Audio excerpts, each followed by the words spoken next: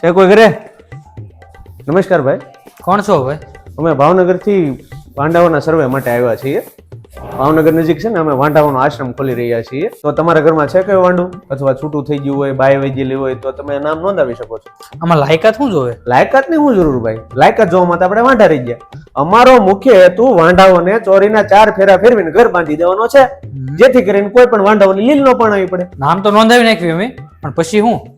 નામ નોંધાવ્યા પછી અમે છે ને દર 6 મહિને ભાવનગર ગધડિયામાં અમે લગ્ન મેળાનું આયોજન કરશું, અને ઈ પેલા દરેક વાંઢાઓને અમે તાલીમ પૂરી પાડશું, જેથી કરીને એમનું લગ્ન જીવન બંધાઈ જાય. જો ભાઈ, અત્યારે અમારી વેકેન્સી છે ને 551 ની છે.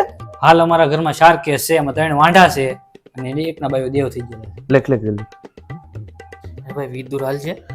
કાંઈ વાંધો નહીં, અત્યારે વિદુરનું નામ લખી લે છે અવેજીમાં. જો કોઈ ખડ્યો પડ્યો તો એનો મેળ આવી જાય. હાલો તો.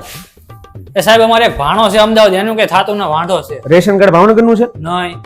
તો કાંઈ વાંધો નહીં, આપણે અમદાવાદ પાછો આશ્રમ થવાનો છે ને, ત્યાં એનો મેળ આવી જાય. પણ તમારા લગ્ન થઈ ગયેલા છે પાછા કે? ના ના, આપણે બધા હરખા જ છીએ.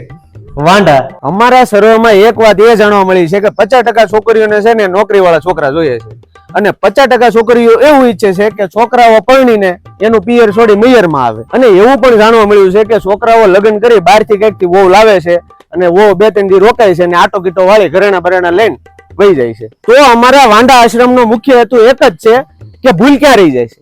અમે છે ને એના મૂળ સુધી પહોંચવા માંગીએ છીએ. ગયા વર્ષે ટોટલ અમે 151 વાંઢાઓના છે ને પીળા હાથ કરાવ્યા, અને આવો તમારો સાથ સહકાર રહ્યો ને તો ભારત દેશમાં કોઈ પણ વાંઢો અમે બાકી નહીં રહેવા દઈએ.